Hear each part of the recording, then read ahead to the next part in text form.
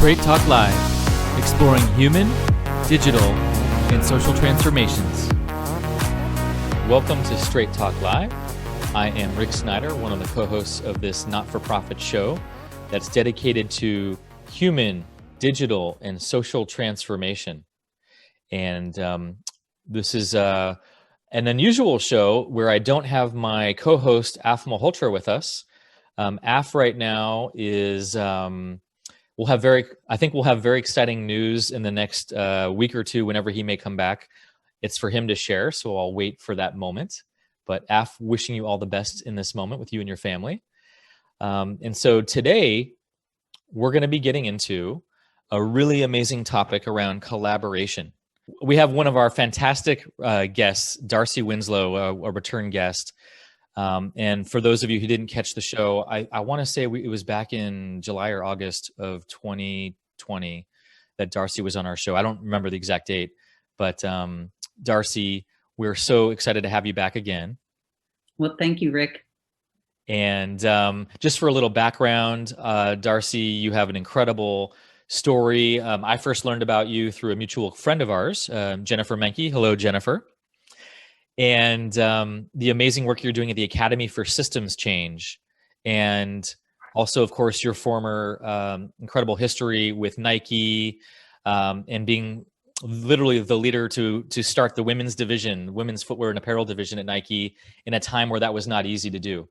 And all that you had to overcome and listen to your intuition and fight the good fight to make that happen and coordinate everything and influence and all the things that you had to do to create the women's division. And even proving, I remember you sharing this, like even proving how at the time the male dominated culture didn't get that women are not just little men and girls are not just little boys, or and that actually there's the biomechanical differences of bone density and structure and all the things that go into the differences of footwear and apparel and what have you.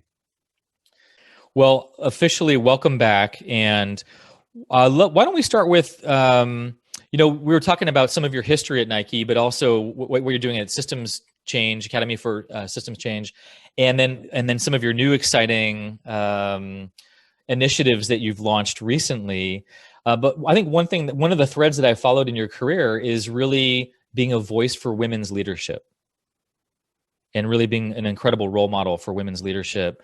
And one of the things I know we wanted to talk about today is around collaboration. And can you share a little bit more about why collaboration is such an essential ingredient? And it's been, I think, missed in the competitive male-dominated cultures that have led for so long. Tell us a little bit about what women's leadership has to share with the world and what we need to be hearing around collaboration. Sure. It is very near and dear to my heart. And collaboration, I really learned the importance of that, in many different stages of my career. But when I was working in sustainability, in the early days of sustainability, and really understanding the complex challenges that we faced, the realization that there was no way we could solve these problems within Nike alone. And we had to learn to collaborate with our certainly our suppliers, everyone in the value chain, but ultimately we had to figure out how to collaborate with our competitors. And that was antithetical. It's antithetical in most corporations, but really working in that competitive space to solve issues around, the use of chemicals, the use of water. And it was a big breakthrough for us. And so that was one big lesson in collaboration. And yes, in my experience, as I reached out to other companies to engage, the majority of them were women. And that was also true in the early days of sustainability as well. And as you probably know, looking at brand archetypes or archetypes in general, there's the archetype of the caregiver or the nurturer. And in the early days of working around the women's business and sustainability, often we were coming at that work through the language of a caregiver or a nurturer. Mm-hmm. And Nike's archetype, and it's been written about quite a bit, is that the hero archetype. And so it's all about command and control, sovereignty, being right. And the caregiver and the hero, they often can't speak to each other. So it was another lesson in how do you step back and really understand the culture and the issues that you're trying to address, and to bring the language, translate the issues into the language that they can hear and acknowledge. And the other, the other thing I'll say about collaboration: women are natural systems leaders. Women are natural collaborators. And I think that is the shift that we're seeing worldwide in the type of leadership that we need these days: collaborators and systems thinkers. Mm-hmm. What is it about women that do you think that is where that's more of a natural propensity to be tuned into the systemic thinking, relationships? I mean, we all kind of know that. We all know these archetypes, but do you have a sense of where you think that comes from, and how women actually, it's their time to lead and remind us all that we're part of the same ecosystem? Yeah, I think there's differentiate. These are generalizations. Incredible men who are great collaborators and great systems thinkers. One of the qualities is vulnerability. Here to be vulnerable and not have all the answers. And I think that is a big difference that society, has kind of demanded. You must have the answers as a leader. Mm-hmm. Knowledge that you don't have all the answers, issues that we face. Mm-hmm. Yeah, that's powerful. That's something. So, as an executive coach, one thing I get to work with a lot of different cultures and organizations, and I'm thinking of one of them right now that is very male dominated. I think they have one woman on their whole executive team. The rest is male, and it's very much. And they even talk about this, that it's a lot of hero ball culture, where they're all looking for that signature win and getting the signature win for each individual. And that's how they get promoted, and that's how they get recognized and celebrated in the culture, is for each person to be that hero. And there's not a lot of support or recognition for being more collaborative, cross-functional team dynamics, all those things. And now they're starting to see an impact for that. They're starting to see a negative, people are leaving, the poor retention numbers, people are leaving. If you're not a top 10% performer, you're not getting the attention. And so it's interesting to see how that's still happening in 2021. And yet there's more consequences now that people are willing to leave those cultures for other companies, even if they have to sacrifice a little bit of pay to do that. The sports analogy of the hero, and if you look at the artifacts within an organization, if we take Nike as an example, Jordan, LeBron, Tiger,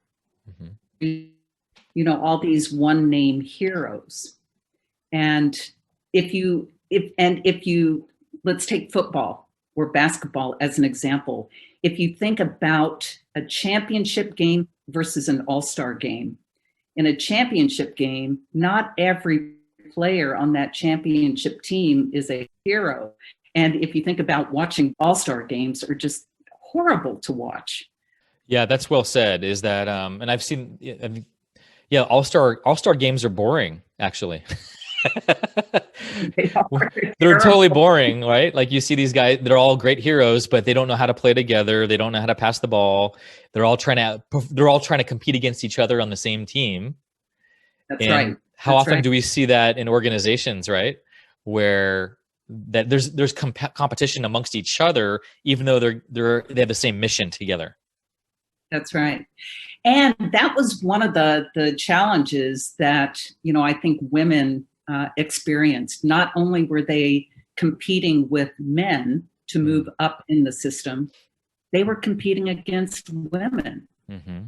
And I think that's where we're starting to see things change. And how do we, and that's certainly what one of our missions with the Magnolias, which we can get together, how do we support women as leaders to lift their voices, to build the confidence and the support system? Because that we believe that is the type of leadership that is needed these days. Let's go there next, actually. And one of the things about your career, which is fascinating, which I love, is you've been on the cutting edge of so many of where we need to move next as a culture, whether it's sustainability or women's leadership or collaboration. You've always been on the cutting edge since I've heard about you and read about you and researched you. And so tell me the latest of what has your attention and where your energy is going toward around women's leadership and Magnolia Moonshot 2030. Yes. Well, if I can maybe share the initial idea of Magnolias, within the Academy for Systems Change, we run a fellowship program. And about 2.5 years ago, during our second cohort of fellows, we were at our second in-person gathering, and the fellows are from all over the world.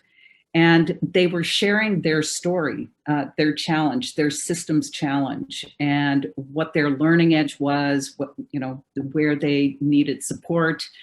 And one of the leaders was the sustainability director at Heineken Mexico, young, beautiful woman, and in a very macho country, in a very macho industry, and a very macho corporation. And her CEO had just been promoted to CEO of Heineken Asia.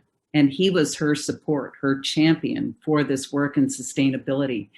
And as she shared her story, at the end of it, she became very emotional.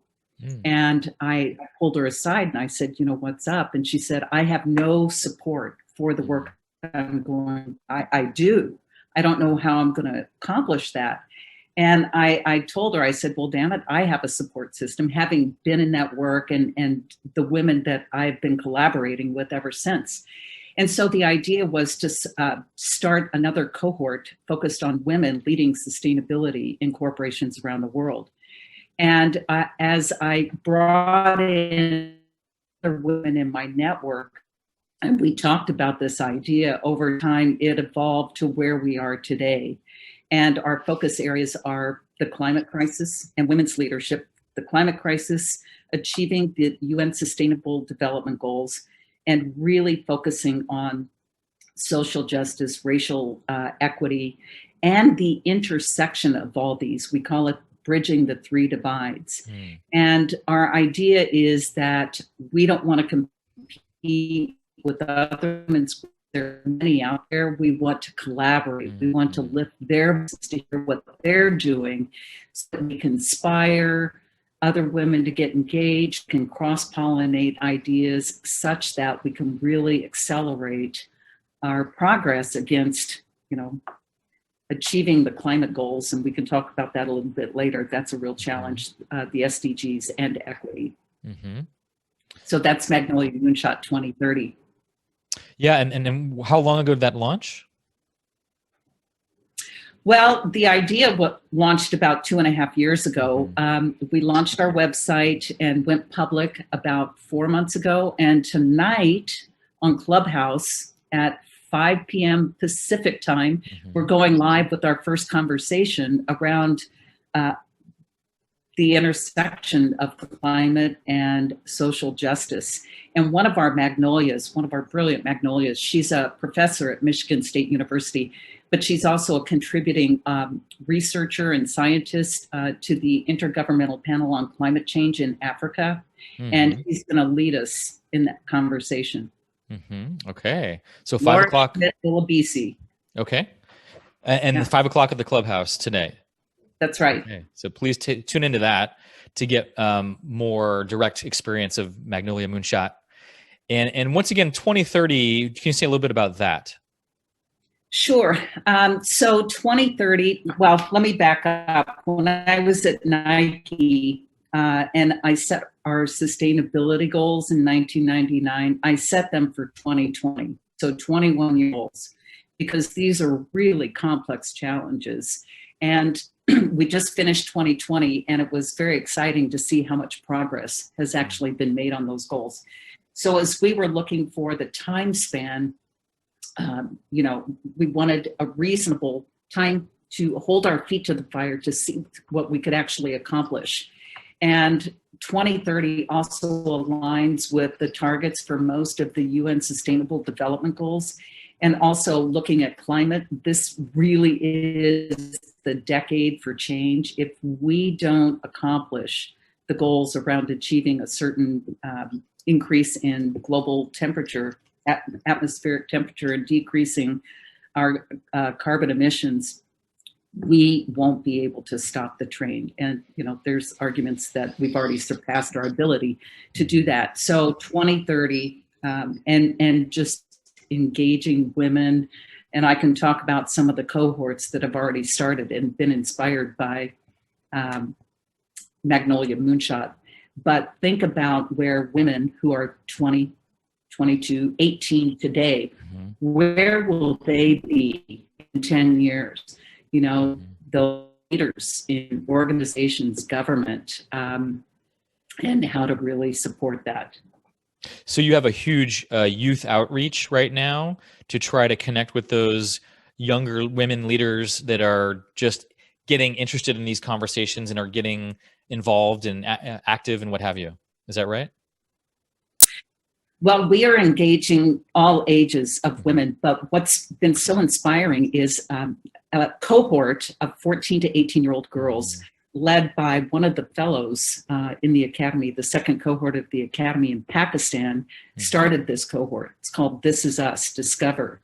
And it's 14 to 18-year-old girls who come together. They have mentors, but they create projects and do the research on things like gender violence, child marriage. This is in Pakistan.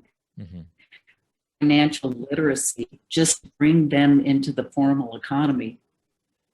And then what will be starting in about 2 weeks, it emanated out of the Netherlands, but it's also a cohort of 14 to 18-year-old girls who will go through a 6-month program focusing on personal mastery for their own growth and development. They will create a project around climate, and they will have mentors, and I'm lucky enough to be one of them, but it's called Our Future. So those were both early inspired cohorts from the Magnolias. But as we get going, we'll be putting out a call for proposals for women, girls around the world to start a project in one of these areas, climate, SDGs, or justice. And our goal is to select those and then support them both financially and with mentorship. Well, that's fantastic. It's really enheartening to hear that, actually, that your organization is really literally contributing to the next generation, and of course, women of all ages too.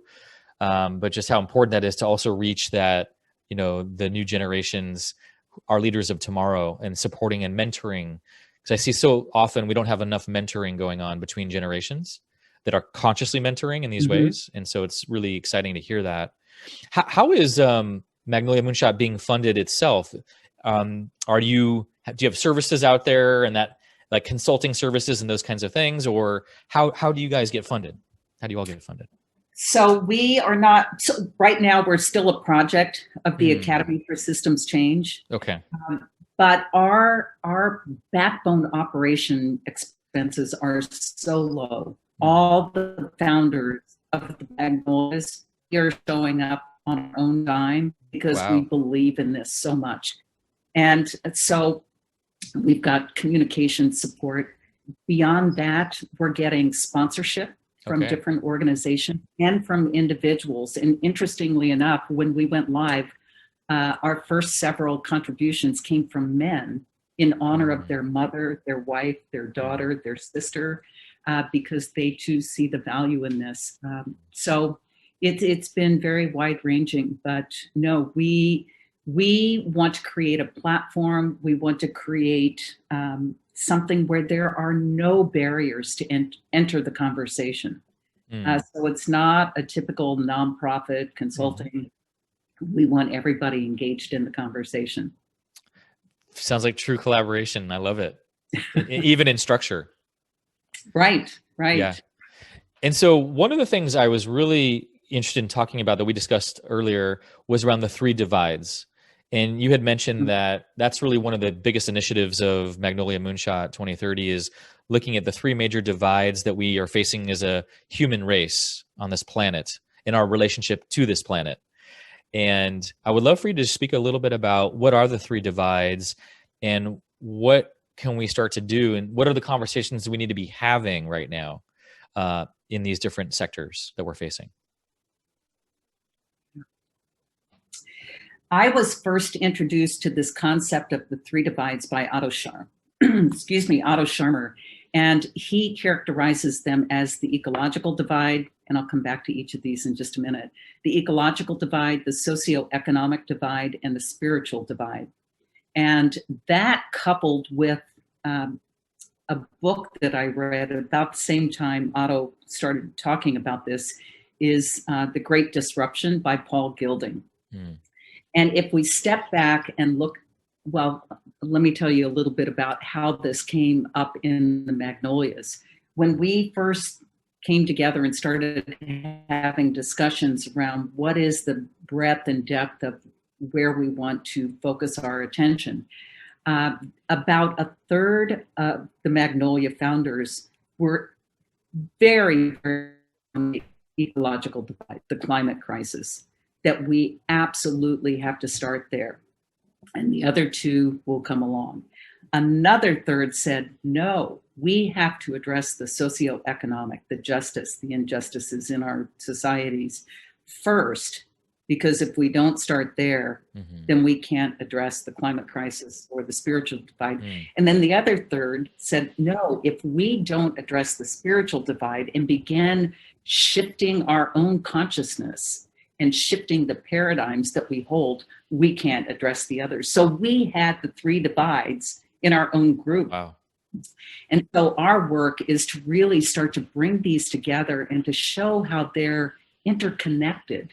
And thus, the first conversation we'll be having tonight, the intersection between climate and social justice. But if you break down each of those divides, the ecological divide, just very simply put, is we are living beyond the natural resources that the planet can provide. We surpassed using 1 Earth's worth of natural resources in 1980. Right now, we are using approximately 75% more, or 1.75 Earths worth of natural resources. And there's only 1 Earth. So then going to Paul Gilding's work in The Great Disruption, what contributes to that number? And there are 3 elements. One is population growth. So we're headed to, 10 billion plus by 2050. So if we use that time frame as the benchmark, population growth is growing about 0.7% per year. So just mark that over there. Technology is the other piece. So the investments in technology that address climate crisis, we're actually only getting about 70% return on that investment. We have the technology, but we're not using it to its full extent. And then if you look at the third piece, it's affluence or lifestyle or consumption. And in developed countries, we have, for the most part, a very good lifestyle. And our consumption patterns are really pushing that number up, because in developing countries, they strive for our lifestyle. Consequently, and that's growing 2.5% per year, GDP. And that is what is actually tanking our ability to slow this trade. So if you add up all those numbers, they all estimate, and scientists estimate, that by 2050, we would be using the equivalent of 5 to 7 Earths worth of natural resources. Wow. the physics don't work, we will see ecological collapse in the ecosystems that we rely on. So that's why that is so important. And then in the socioeconomic divide, I mean, we see the inequities in countries, between countries, intergenerationally. And I'll give you just one quick example. The food system. There is plenty of food to feed the almost 8 billion people, but it's how we've designed our global system and the distribution system. Over 1 billion people have too much food, over 1 billion have too little food. Wow. So that's just one example of the inequities. And then I'll finish with the spiritual divide. And, that is manifesting in so many different ways right now. But the World Health Organization estimated several years ago that, and all these numbers are moving in the wrong direction, that 3 times as many people died every year of suicide and stress-related illnesses than died of homicide and war combined. And now if you layer in COVID, climate traumas, from natural disasters, these are real issues. And in all of these, women suffer more than men. Wow. Yeah.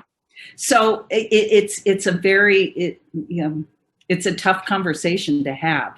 But, as systems leaders, you have to accept your current reality in order to be able to set the vision for the future. And how are we going to get there? And who do we need to bring into the conversation? It's when I hear these numbers and these stats, they're startling and shocking. And I also have some kind of background sense of just like almost resignation on one level, of like, how can we really do this? Like, it's such a big task we all need, and we need all hands on deck. We need all collaborators to the conversation. How have you done that, in that you've been hip to sustainability for decades now and been leading the cause for sustainability, and yet you see the bleak numbers and how they continue to get more bleak as the years go by? How do you maintain your sense of conviction, positivity, that you can make an impact, given the trend doesn't look good? There's like a negative snowball effect, and a lot of people still are not getting it, even though a lot more people are getting it than ever before, and it's more conscious than ever before, for sure. How do you maintain that sense of equanimity for yourself, given all of that? Yeah. Well, I've crashed several times, but, just a quick story that kind of showcases how I came to think about this. In 2009, I went on my first climate expedition to the Antarctic, and it was just an incredible experience. We had, climate scientists, naturalists, biologists, leaders. I was their sustainability expert. And when we came back, Robert Swan, who is the expedition leader, he said, you have a real responsibility when you go back to the North. And that is to tell the story and to engage people and to help them understand what they as an individual can do. So I remember I pulled together a few dozen of my friends and family, and I gave a talk, and with the incredible photos and videos from this trip. And at the end of it, there was complete silence. And I thought, oh, I put them to sleep. But then one woman raised her hand and she said, what can I do? And that crystallized for me that we have 3 choices when we get hit with, this is our reality. You can see it and step back and say, I can't do anything. It is what it is. Or you can step forward and follow another leader and contribute what you can. Or, and this has always been my choice, storm the door and do whatever you can. And to keep that positive forward, going towards motion and engaging others and learn along the way. And just one other element, after Trump was elected, and we had just finished with the Paris Climate Accord, and John Sturman, who's a climate guru at MIT, he wrote a piece on what he thought the 4 potential scenarios were for our commitments to the climate accord with Trump administration coming in. And I wrote back to him and I said, given that, what do we as leaders, as individuals, what do we need to do over the next 4 years? And he said, we have to tell stories of success, no matter how big or how small, but it's through stories when we begin to shift people's mental models. And that really stuck with me. There are so many amazing things happening. And, we need to elevate those stories. That's what inspires people. We can do this. We have the technology. Do we have the will? I love that. I love stories that begin to shift people's mental models. And that really is how we've transmitted wisdom and learning since the dawn of time, really, is storytelling, and how important that still is. I think about Brene Brown's famous quote that stories are data with a soul, that you're transmitting data with a soul, with something that people can be impacted by and feel. And they're not going to remember all the numbers, but they'll remember how they felt at the end of your talk. That's right. And that's what gets them to move to action. I remember. That's right. When I was still at Nike, a colleague of mine, Sarah Severn, she and I were invited to present a business case to University of Virginia graduate students for a 1-week intensive. And I was just getting ready to launch our yoga business. And so we presented this case, and we wanted sustainability baked throughout. And their challenge was they broke up as teams, and they had 4.5 days to really put together a business case and pitch it to us. And the winning pitch, we were going to bring that team out to Nike campus to present to Nike executives. And the team that won, the youngest woman in the group, she was chosen to lead the conversation. And she gets up and stands in front of all the Nike executives. And this is her opening comment. You drank your Kool-Aid and you drank ours too. Shame on you. That got their attention. Wow. Yeah.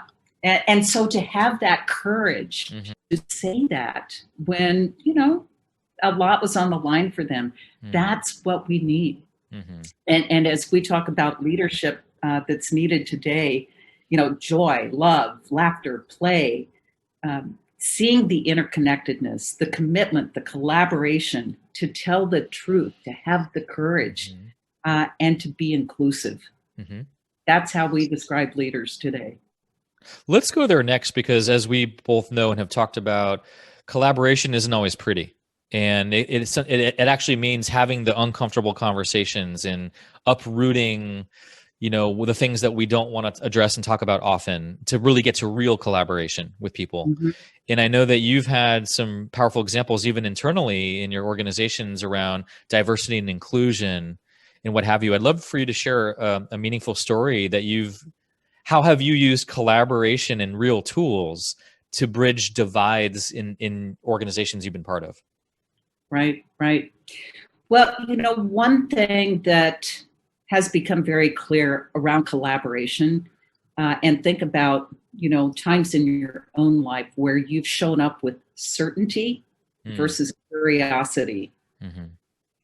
And I think that's what we need to do these days. We need to suspend our certainty, our need to be right, and to be curious.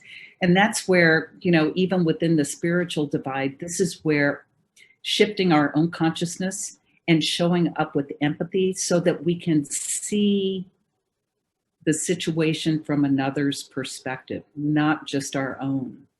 And, one of the stories around collaboration and looking at these complex challenges, I learned from a woman who ran the Boston Health Initiative. And this was back in the early 80s. And she said, if you can't solve a problem, enlarge it. Mm-hmm. Mm-hmm. And there's many ways to enlarge it by collaboration, but that's actually how they discovered HIV AIDS. Hmm. And so collaboration to me is, again, if you think about it through seeing a system, uh, before you can transform a system, you have to be able to see it. Mm-hmm. Well, you have to bring in all the voices that represent the different parts of the system. And that's certainly what we did at Nike when we were first starting on the sustainability journey. And by doing that, and literally making the map, the system visible, and then overlaying these 20-year goals, then you can step back and really understand where do we have control, where do we have influence, and where do we have impact. And then that gives you a sense, a clue as to, okay, well, if I only have influence here, then who does have control? Are there voices in the room? Mm-hmm. So that's one example of how collaboration grows and grows and grows. I love that. And are there any other practical tools you can give leaders out there, people who are hearing this message? They might have teams where there's clearly a divide amongst their teams and challenges that way, and or even, like you said, having to work with competitors. Like that's a interesting one. Like, how do you any other tools that you've seen that have been really successful in collaborating and having those courageous conversations, leaning in, being curious, like you said, coming from vulnerability, which is traditionally hard to do in the business space where you're supposed to have the answers when you're the leader often. That's kind of what's been programmed out there. So it does take a courageous leader to break that, identity and say, okay, let's not know. Let's start off from that place, actually.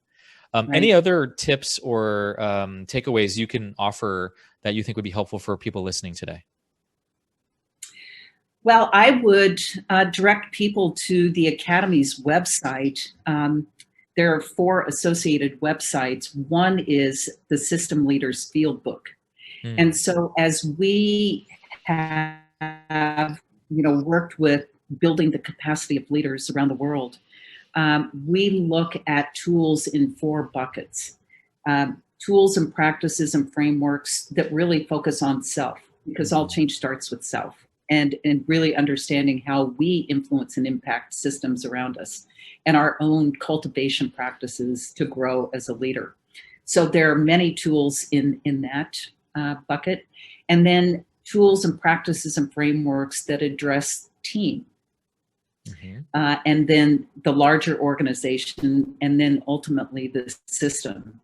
So it's the System Leaders Field Book, and we tapped into many different methodologies. So not just system tools, organizational learning, but Otto Scharmer's U theory, appreciative inquiry, social emotional intelligence. So we draw from many different methodologies. We said, we're agnostic as to where they came from, but to actually curate them in a way that are accessible for people who, they may want to learn more about how do we work better as a team. So that's a great resource. And that's on the Academy for Systems Change website? Yes. Okay.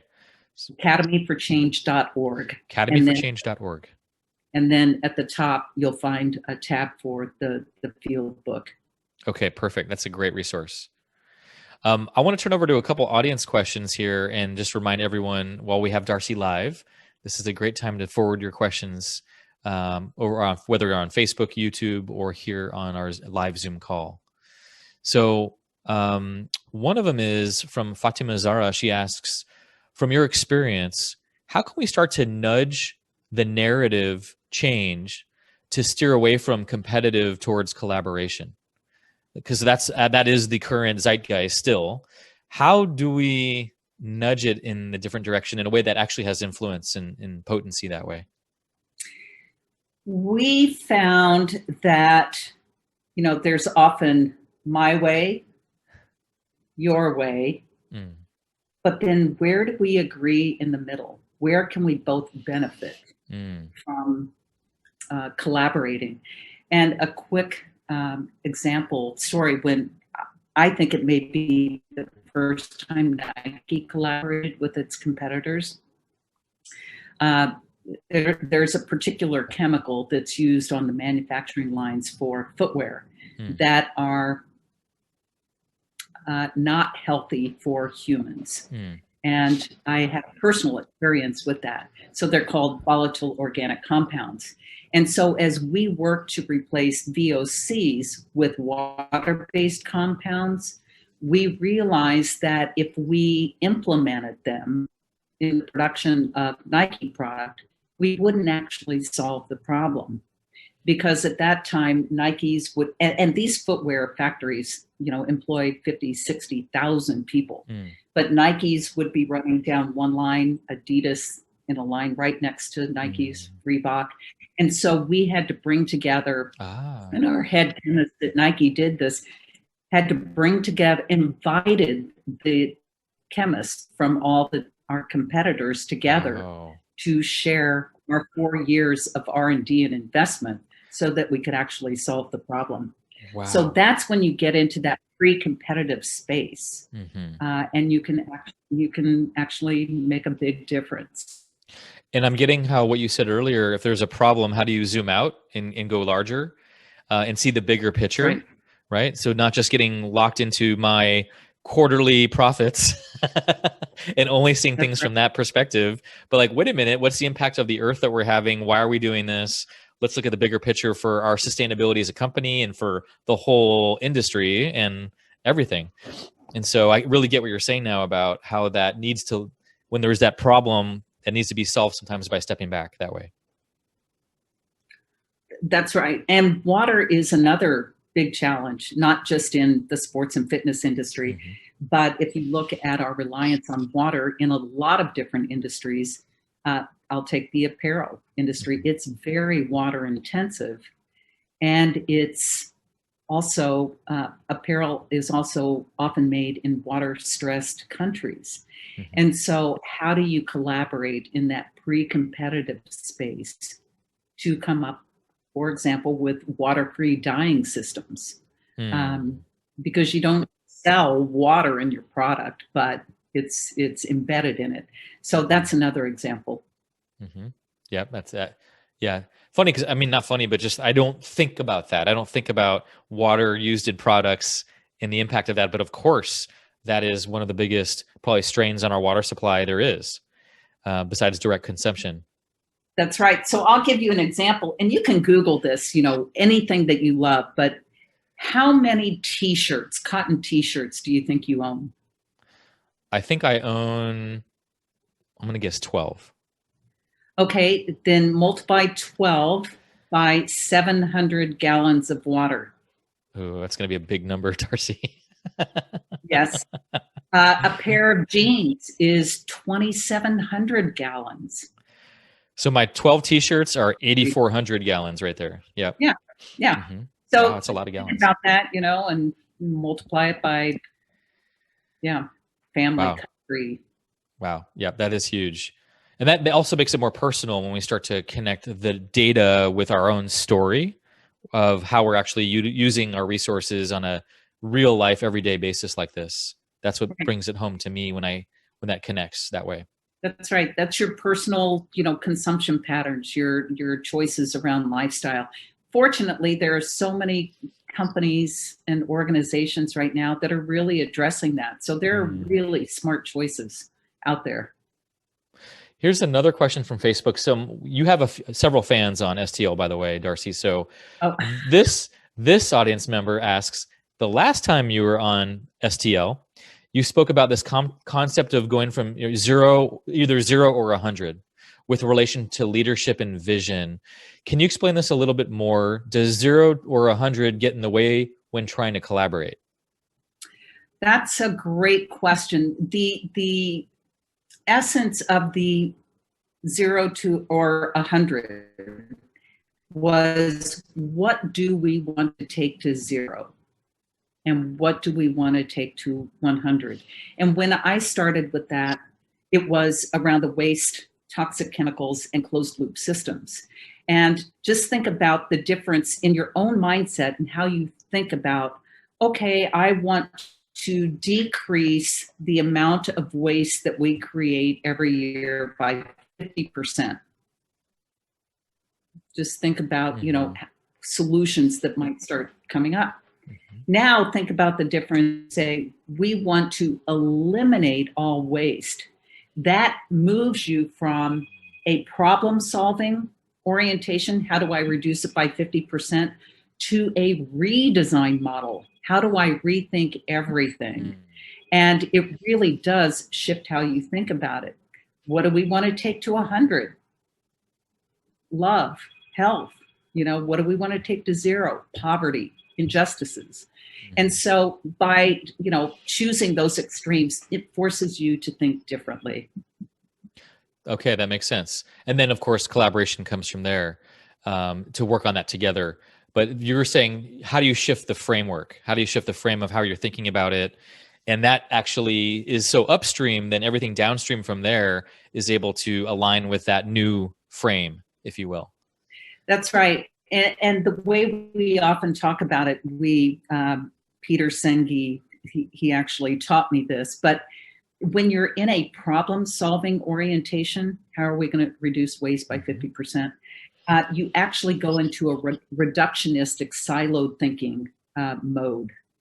And when you flip that to the redesign, the creative orientation, the innovative orientation, it's a subtle shift, but it has a big impact. I can feel that. Yeah, and that's exciting because it allows room for possibility and opportunity versus just getting stuck in the problem. And I think that's where it gets the resignation shows up in the room when you're just so hyper focused on the problem and the issue. And then you forget, wait a minute, what's a way we can step back and think about this from a different language and a different perspective? Mm-hmm. That opens up different doors of possibility. So do questions. Very simple questions often open the door to things you could never have imagined. What's one of your favorite questions in those contexts? Well, I'm sorry to be going back to so many Nike examples, but it's really where I cut my teeth. Mm-hmm. And when we were looking at this waste issue, to create one pair of shoes to sell, we created about one shoe worth of waste. And think about that. If you're selling, at that time, 300 million pairs of shoes, that's a lot of waste, material waste. And so we used to put together, a baggie that held one shoe's worth of material. And we'd walk around and say, see, this is what we're landfilling and incinerating. Why do we make 3 shoes to sell 2? And one of our designers said, why do we make 3 shoes in 1? So he flipped the question. I said, what do you mean? He said, and I won't go through the, technical aspects of footwear, but essentially there are 3 layers in running shoes, as an example, the way they used to be designed. Well, that started this whole project around weaving a shoe that was just 1 layer and literally created 0 waste. But at that time, we couldn't mass produce it. It didn't really work. It cost a ton of money. But we were onto something, and over 13 years perfected that process. That's cool. So by asking a different question, by flipping it on its head and being more counterintuitive in those ways, that opens up that new creative, innovative space. And that's the curiosity versus certainty as well. Right. Exactly. Another question, also from Fatima Zara, asks, what are best practices for fostering intergenerational allyship through principles of collaboration and complementarity? Wow, great question. I'd love to hear how she would answer that.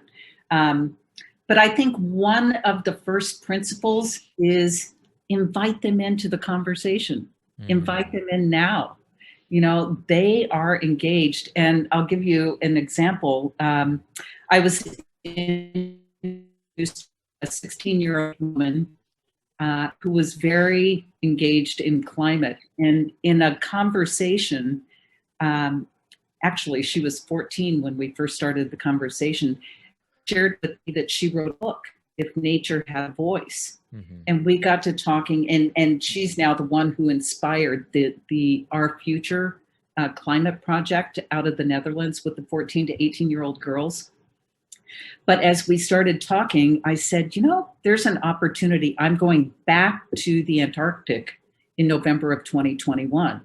I would love to have you join so that you can interact with these other climate leaders from around the world and really get into the slipstream of the conversation and, start to build her.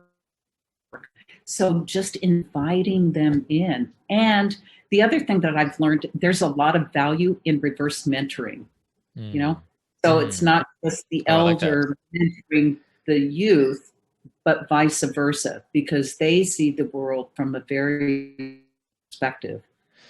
Could you say more about that? Yeah. Because you don't hear about that as often, about reverse mentoring. In fact, I don't think I've ever heard that term. How do you, because often there's going to be a power differential typically in a mentoring relationship. How do you frame that up to even have people be open to, hey, guess what? Switch now. you're going to mentor them. Mm-hmm. Like, how do you frame that up in whether it's in workshops or whatever what does that look like? I'm curious. Well, another example, so many interesting things happened while I was at Nike, but we brought together the top 12, 13, 14 executives at Nike. And we paired them up with 12, 13, 14 high potential, under 30, under 5 years at the company. And we literally paired them up and posed the same questions to them. And, the executive would answer from their perspective, and then the under 30 would. And some of the anecdotes that came out of that, where some of the executives were just in tears, they were like, I had no idea, because they only saw it from their perspective. Mm-hmm.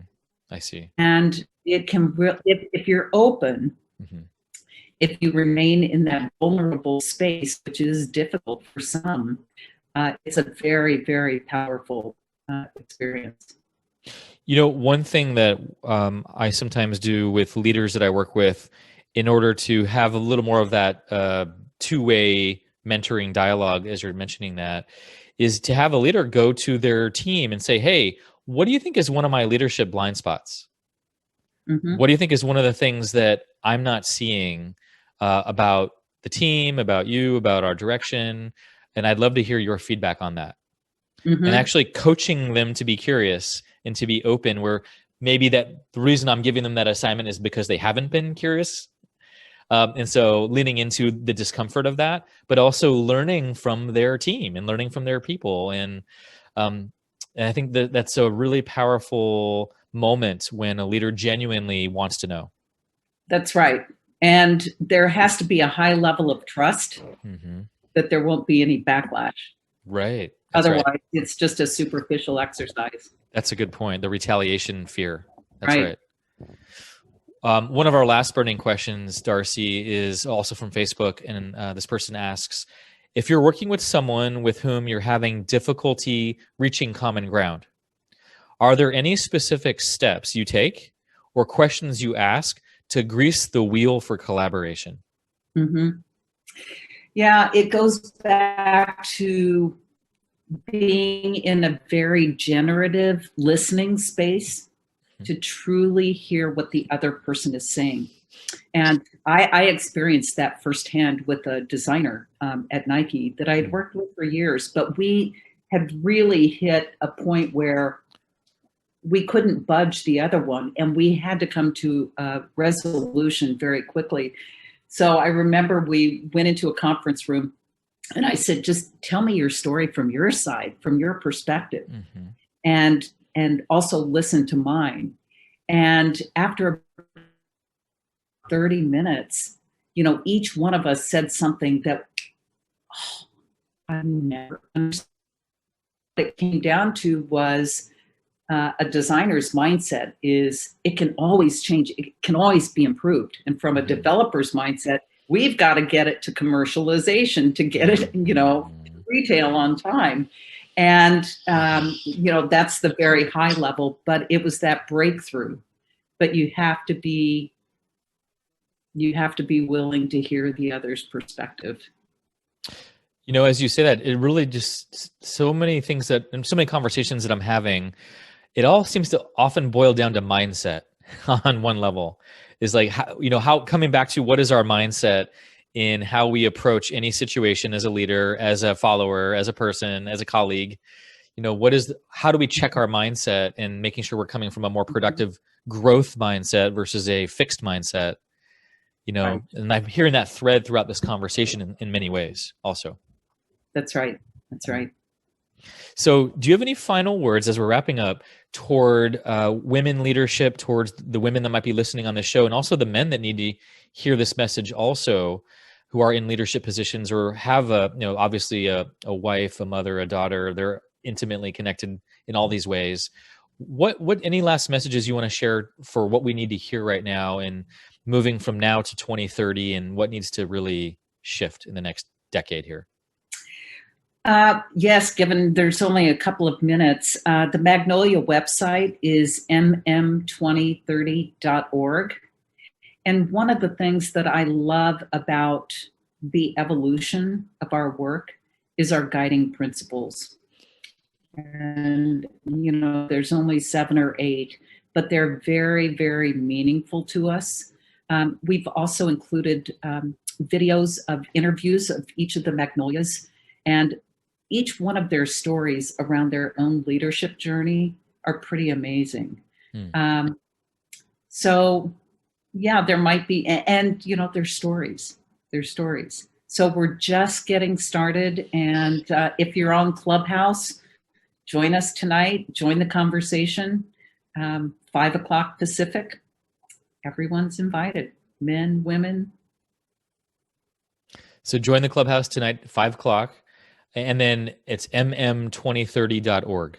That's right. Okay, so please go there. This is such a great cause. We want to see how we can support what you're up to also, and any collaborations we can think of at Straight Talk Live. But all you Straight Talk Livers, please see how, if you're moved by today's show and Darcy's amazing initiatives and all of her colleagues that are doing this great work out there, please see how you can support and check out what they're up to and how you might want to get involved. So thank you so much again, Darcy, for coming back as our one of our favorite return guests. And it's great to have and learn from you and speak and converse with you as always. Wonderful. Thank you, Rick, and good luck to AF.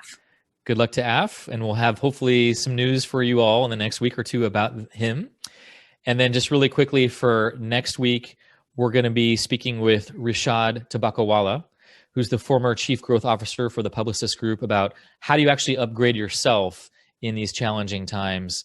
And we're going to get even deeper into things like mindset and what he has seen actually be effective in the workspace and beyond for how do we move our operating systems to where it needs to go. So thank you all so much. Darcy, thank you again. And all you Straight Talk Livers out there, go have some good conversations that move your worlds. Thank you all so much.